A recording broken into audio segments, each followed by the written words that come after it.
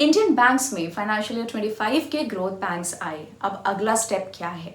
Financial year 25 का fourth quarter जो traditionally credit expansion का पीक सीजन होता है, इंडियन बैंकिंग लैंडस्केप में एक सरप्राइजिंग शिफ्ट लाया। रिटेल लोन ग्रोथ जो सेक्टर के पोस्ट पैंडेमिक मोमेंटम का की इंजन था, उसमें ब्रॉड बेस्ड और शार्प डिसेलरेशन देखा गया। बड़े और मिड साइज लेंडर्स के लिए ये स्लो डाउन एक रिवर्सल था जो पहले के रॉबस्ट डबल डिजिट ग्रोथ से ऑपोजिट था जो अर्लियर क्वार्टर्स और लास्ट फिस्कल ईयर में देखा गया था। डेटा सजेस्ट करता है कि ये एक वन ऑफ एनोमली नहीं थी बल्कि कई इंटरलिंक्ड प्रेशर्स का रिजल्ट था। और ये सिर्फ क्वार्टर 4 में नहीं था, पूरे फाइनेंशियल ईयर 25 में बैंकिंग सेक्टर में क्रेडिट एक्सपेंशन में प्रोनाउंस स्लो डाउन देखा गया। Overall bank credit growth financial year 25 में 11% तक गिर गई, जो फाइनेंशियल ईयर 24 के 20.1% से काफी स्टीप डिक्लाइन था। ये स्लो डाउन रिटेल सेगमेंट में और भी ज्यादा प्रोमिनेंट था, जहां retail credit growth financial year 25 में 11.6% ईयर ऑन ईयर हो गई, जो कि पिछले फिस्कल ईयर के 27.6% से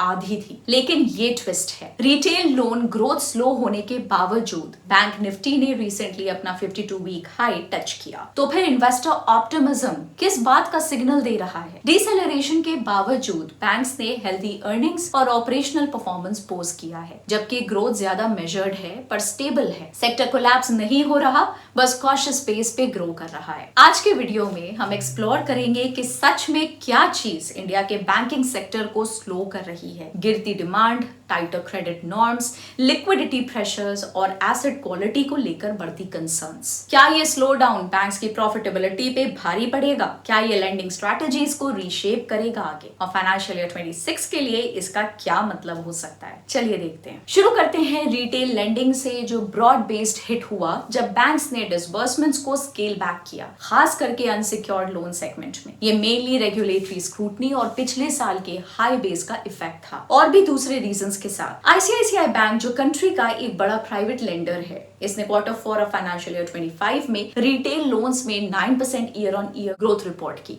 जो लास्ट ईयर के सेम क्वार्टर के 19% से शार्प डिक्लाइन था। एक्सिस बैंक में और भी ज्यादा ड्रॉप देखने को मिली, जहां ग्रोथ 7% तक गिर गई थी, जो 20% ईयर ऑन ईयर थी। आईडीएफसी फर्स्ट बैंक जो पहले रिटेल स्पेस में काफी अग्रेसिव था, इसने 19% ग्रोथ रिपोर्ट की थी, जो कि पिछले साल 31% थी। आरबीएल बैंक की ग्रोथ लगभग आधी हो गई, 30 से 13% तक। और येस बैंक ने अपना रिटेल लोन बुक श्रिंक होते देखा 3% तक, जबकि पिछले साल ये 16% था। जो बैंक्स अभी भी पॉजिटिव मोमेंटम मेंटेन कर रहे थे, उनका पेस भी स्लो हो गया था, जैसे Punjab national bank, bank of India, IDBI bank, south Indian bank और बंधन बैंक की loan growth quarter 4 of financial year 25 में 8 से 20% ईयर ऑन ईयर तक गिर गई थी, जो कि पिछले क्वार्टर में 12 से 22% थी। एचडीएफसी बैंक जो अपने लोन बुक एक्सपेंशन को डेलिबरेटली स्लो कर रहा था, अपनी क्रेडिट डिपॉजिट रेशियो को बेटर बैलेंस करने के लिए, ने ग्रोथ में थोड़ा सा पिकअप देखा, 3% से क्वार्टर 3 में 5.4% क्वार्टर 4 में। लेकिन ये इंप्रूवमेंट भी उसकी हिस्टोरिकल परफॉर्मेंस के कंपैरिजन में टेपिड थी। तो स्लो डाउन क्यों हो रहा है? ये डिसेलरेशन एक या दो आइसोलेटेड कॉजेस से नहीं है, ये मैक्रो इकोनॉमिक ट्रेंड्स और बैंक्स के डिलिबरेट इंटरनल रिकैलिब्रेशंस का कॉम्बिनेशन है। नंबर 1, डिमांड सॉफ्ट हो गई है, खास करके हाई टिकट लोन्स जैसे होम और व्हीकल लोन्स की। स्लो डाउन का इम्पैक्ट यूनिफॉर्म नहीं था अक्रॉस लोन कैटेगरीज, जैसे आईसीआईसीआई बैंक के हाउसिंग लोन्स अभी भी अच्छे 11% से ग्रो हो रहे थे क्वार्टर 4 में, लेकिन पर्सनल लोन्स और व्हीकल लोन्स सिर्फ 4% ग्रो हुए, और loans against securities actually 4% year on year shrink हो गई। इंटरेस्टिंग बात यह है कि क्रेडिट कार्ड लोन्स कुछ बैंक्स के लिए स्ट्रेंथ दिखा रहे थे, जैसे आईसीआईसीआई बैंक का पोर्टफोलियो 12% से ग्रो किया, लेकिन एक्सिस बैंक ने पिछले साल के कंपैरिजन में lower credit card spending report की, जो अनइवन कंज्यूमर बिहेवियर को पॉइंट आउट करता है। पर्सनल लोन्स चाहे सिक्योर्ड हो या अनसिक्योर्ड, उनका ग्रोथ 4 इयर्स में सबसे स्लो था। लेंडर्स ने ओपनली एडमिट किया कि वो अनसिक्योर्ड लेंडिंग में पुल बैक कर रहे हैं। आईसीआईसीआई बैंक के मैनेजमेंट के मुताबिक उनकी loan growth primarily unsecured segment में स्लो हुई थी, जो रिस्क कैलिब्रेटेड ग्रोथ पे शिफ्ट होने का रिजल्ट है। एक्सिस बैंक के मैनेजमेंट ने भी ये सिमिलर सेंटिमेंट एक्सप्रेस एड्रेस किया। प्राइसिंग प्रेशर एक और सिग्निफिकेंट फैक्टर था। मॉर्गेजेस और कॉर्पोरेट लेंडिंग में इंटेंस कंपटीशन के साथ बैंक्स केयरफुल थे ताकि क्रेडिट को अंडर प्राइस ना करें, खास करके फ्यूचर रेट कट्स की एंटिसिपेशन में। इसका मतलब था कि अपने बेंचमार्क्स के ऊपर हेल्दी स्प्रेड मेंटेन करना ज्यादा प्रायोरिटी बन गया वॉल्यूम ग्रोथ चेज करने से। उसके साथ ही कई बैंक्स ने अपने क्रेडिट स्टैंडर्ड्स को टाइटन करना शुरू किया, खास करके अनसिक्योर्ड लोन्स के लिए। ये मूव प्रोएक्टिव रिस्क मैनेजमेंट का हिस्सा था और पोस्ट कोविड लेंडिंग सर्च के बाद रेगुलेटरी नजेस का रिस्पॉन्स भी था, जो अंडरराइटिंग क्वालिटी पे फ्लैग्स रेज कर रहे थे। लेंडर्स जैसे कि एक्सिस बैंक ने अभी तक ऐसे रिकैलिब्रेशन से अर्ली पॉजिटिव रिजल्ट्स देखे हैं। Number 3, asset quality concerns. Asset quality को लेके चिंता वापस आ रही थी, खास करके माइक्रो फाइनेंस और स्मॉल टिकट अनसिक्योर्ड लोन्स जैसे सेगमेंट्स में। ये कंसर्न्स बैंक की विलिंगनेस टू लेंड फ्रीली को इन्फ्लुएंस कर रहे थे। जब क्रेडिट ग्रोथ थोड़ी स्लो हुई, एसेट क्वालिटी को लेके स्क्रूटनी बढ़ गई थी। लेंडिंग उन पार्ट्स में स्लो हो गई थी जहां स्ट्रेस और डिलिंक्वेंसीज बढ़ने लगी थी, खास करके स्मॉल टिकट बोरोवर्स और माइक्रो फाइनेंस क्लाइंट्स से। रेटिंग एजेंसी ICRA ने स्लिपेजेस और एसेट क्वालिटी के वर्सनिंग कंसर्न्स को हाईलाइट किया, खास करके उन बैंक्स के लिए जिनके पास लार्ज अनसिक्योर्ड पोर्टफोलियोज हैं। एक्सटेंडेड बिनाइन क्रेडिट साइकिल का एंड अब एक नॉर्मलाइज पीरियड में कन्वर्ट हो रहा है, जहां क्रेडिट कॉस्ट और स्लिपेजेस बढ़ रहे हैं। फिर भी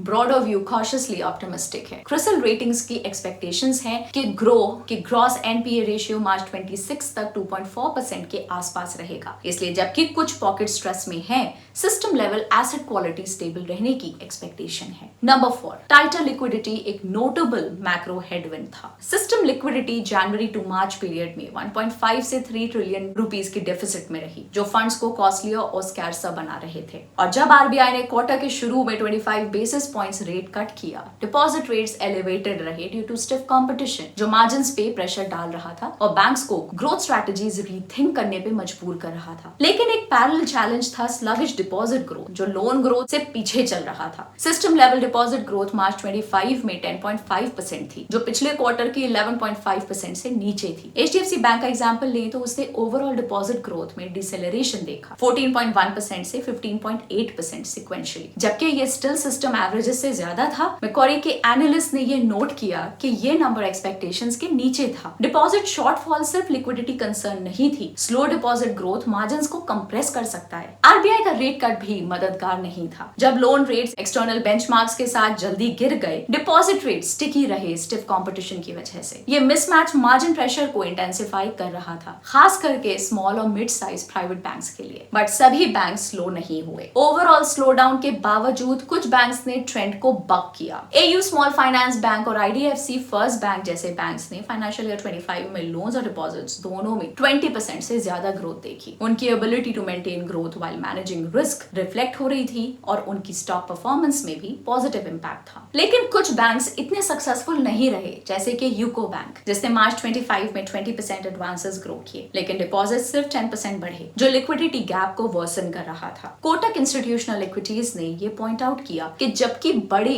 प्राइवेट बैंक्स ने रिसेंट टाइम्स में आउट परफॉर्मेंस दिखाया है, उनके अर्निंग साइकिल का peak might be behind them given the slow down in loans and deposits, और कोई क्लियर रिडक्शन डिपॉजिट रेट्स में नहीं है। तो ये बैंक्स के अगले क्वार्टर्स के परफॉर्मेंस के बारे में हमको क्या बता रहा है? फाइनेंशियल ईयर 26 के आउटलुक को कॉशियसली ऑप्टिमिस्टिक ही कहा जा सकता है। क्रिसिल का प्रोजेक्शन है कि एडवांसेस 12 से 13% तक ग्रो कर सकती हैं, जो सेगमेंट्स के अक्रॉस ग्रेजुअल पिकअप को इंडिकेट करता है। एसेट क्वालिटी ब्रॉडली स्टेबल रहने की उम्मीद है और ये होप है कि बेहतर लिक्विडिटी कंडीशंस और lower interest rates credit demand को लिफ्ट दे सकते हैं। लेकिन नियर टर्म चैलेंजेस अभी भी हैं। लोन ग्रोथ में शार्प रिबाउंड का कोई क्लियर ट्रिगर नहीं है और net interest margins likely pressure में रहेंगे जब लोन रीप्राइसिंग डिपॉजिट रीप्राइसिंग से ज्यादा फास्ट हो। रेट कट्स का डिपॉजिट रेट्स पे कब और कितना इम्पैक्ट होगा, ये अनसर्टेन है, खास करके बैंक्स के बीच इंटेंस कंपटीशन के साथ। फिर भी ब्रॉडर नैरेटिव कंस्ट्रक्टिव ही है। गवर्नमेंट मेजर्स जैसे कि टैक्स रिलीफ और कंजम्पशन को बूस्ट करने की कोशिश और improving house hold incomes medium term में रिटेल क्रेडिट डिमांड ये टेलविंड्स प्रोवाइड कर सकते हैं। तो सम अप करते हैं, मार्च क्वार्टर फाइनेंशियल ईयर 25 और पूरा फाइनेंशियल ईयर 25 इंडिया के रिटेल लेंडिंग इंजन का कूलिंग ऑफ पीरियड रहा। Internal recalibration, tightening underwriting norms और शिफ्टिंग कंज्यूमर बिहेवियर का मिक्स स्लो डाउन में कंट्रीब्यूट किया। जबकि फाइनेंशियल ईयर 26 में मॉडस्ट रिकवरी की उम्मीद है, अग्रेसिव और अनचेक्ड रिटेल लेंडिंग का एरा शायद अब हमारे पीछे हो, कम से कम अभी के लिए। सेक्टर अभी भी ज्यादा पॉज मोड में है, पैरल में नहीं। आप क्या सोचते हैं? ये स्लो डाउन हेल्दी करेक्शन है या बैंकिंग सिस्टम में डीपर स्ट्रेस की वार्निंग साइन? अपने थॉट्स हमारे साथ कमेंट्स में शेयर कीजिए। मिलते हैं आपसे अगली बार। Take care, bye bye.